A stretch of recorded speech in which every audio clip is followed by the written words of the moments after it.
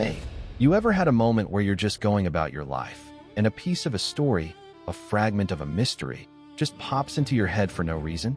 That happened to me last week. I was on the subway, the 7 train rattling towards Queens, and I suddenly pictured an abandoned tent, sliced open from the inside, on a frozen mountainside. It's a mystery that's haunted me for years. And if you're into unsolved histories, it's probably haunted you, too. Welcome back. I'm Ibnul J. Farabi, and this is Hidden Histories, the Untold Files. Today, we're pulling a case file from the depths of the Soviet archives, from the icy grip of the Ural Mountains. This is Episode 5, the Dyatlov Pass Incident, revisiting the cold case. So, let's set the scene. It's January 1959.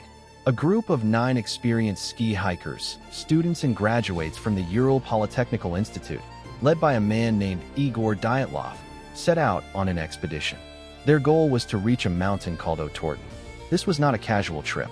These were tough, skilled outdoors people, in peak physical condition, preparing for a certification as Grade 3 hikers, the most difficult grade in the Soviet system. They were equipped, they were knowledgeable. On January 28th, they took a train to the last civilian outpost, and from there, they began their trek into the wilderness. The last photo they took shows them smiling, building a snow shelter.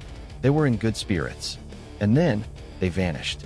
The search party found their tent a month later, on February 26th, on the slopes of a mountain the local Monsey people called Kolit, which translates, chillingly, to Dead Mountain. The tent was partially collapsed and covered in snow. But the real shock was the condition it was in. It was cut open from the inside. The hikers' belongings, including their boots and warm coats, were left behind. Leading away from the tent, in the deep snow, were footprints. But they weren't the prints of people walking. They were the prints of people running or stumbling, some of them barefoot or wearing just socks, down the slope towards the treeline. In the biting cold of a Siberian winter, one by one, the searchers found the bodies. The first 2, near the treeline, were dressed only in their underwear. They had died of hypothermia. A few hundred meters away, they found 3 more, including the group leader, Igor Dyatlov. They appeared to have been trying to climb back towards the tent. They, too, died of the cold. But the mystery was only deepening. The remaining 4 hikers weren't found until 2 months later, under 4 meters of snow in a ravine. And their injuries, they were horrific. One had a fractured skull. Another had massive chest trauma, comparable to the force of a car crash. One of the women was missing her tongue. Crucially, there were no signs of a struggle, no external wounds, just catastrophic internal injuries, and a strange orange tan to their skin. The official investigation, closed just months later, concluded the hikers died from a compelling natural force. Case closed. But what force? That's the core of the mystery. Why would 9 rational, experienced, tough individuals flee their tent into certain death? And what could have caused injuries that severe? For decades, this has been a playground for theories, and I want to walk through a few of the most compelling ones, not as wild speculation, but as an engineer looking at a very strange set of data points. First, the avalanche theory. It's the most common modern explanation. The idea is that a small slab of snow slid, hitting the tent, causing panic. They cut their way out and fled to the treeline. Then, some later succumbed to injuries from a fall in the ravine. It's clean, it's natural, but there are problems. Avalanche experts point out the slope was not steep enough for a major slide. The tent was found still standing on its frame, not buried or flattened. The footprints leaving the tent were not rushed by sliding snow, but deliberate. And most puzzling, the hikers had time to leave the tent in an orderly fashion. They left their belongings.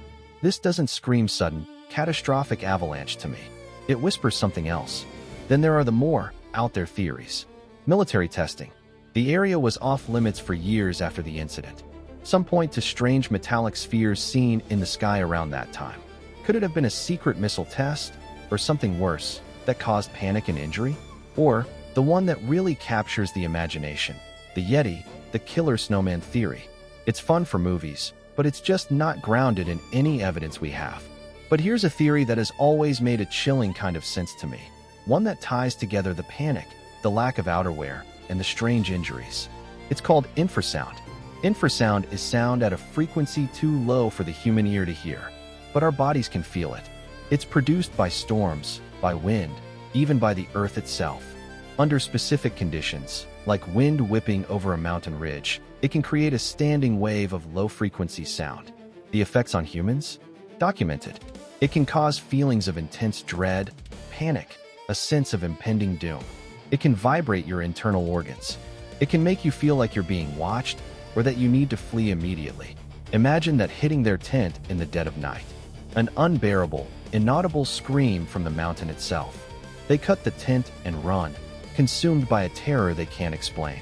Later, some, disoriented and freezing, fall from the ravine ledge, accounting for the blunt force trauma. The missing tongue? Post-mortem animals scavenging in the months before discovery. It's a natural phenomenon that explains the unnatural panic. But you know what? After all these years of reading the case files, the autopsies, the theories, I don't think we'll ever have a single, satisfying answer. And maybe that's the point. As an engineer, I'm trained to find the solution, to debug the system. But some histories resist that. The Dyatlov Pass isn't just a puzzle to be solved. It's a story about 9 young people, full of life and ambition, stepping into the vast, indifferent beauty of nature. And nature, in all its complexity, presented them with a scenario so utterly bizarre and overwhelming that their training, their camaraderie, their logic, it all failed. The compelling natural force wasn't just a weather event or a sound wave. It was the totality of the wilderness, a perfect storm of geography, physics, psychology, and sheer bad luck that created a trap with no visible walls. For me, living in New York City, surrounded by concrete and human noise, this story is a stark reminder. We build our lives on the idea of control. We engineer systems, we build companies, we craft narratives. But there are still places and moments where the old rules of the world assert themselves, where the files remain untold because the witness is the wind and the snow. The Dyatlov Pass incident endures not because it's a riddle, but because it's a mirror. It shows us how thin the line is between a great adventure and a great tragedy, and how much we still don't understand about the world we walk through. Thanks for walking through this cold case with me today. If these deep dives into history's shadows are your kind of thing, make sure you're subscribed to Hidden Histories wherever you get your podcasts. Share it with a friend who loves a good mystery. For the full archive of episodes, visit our home at Light Not Studios. https://www.lightnotstudios.com. I'm Ibnul J. Farabi. Until next time, keep questioning the story you've been told.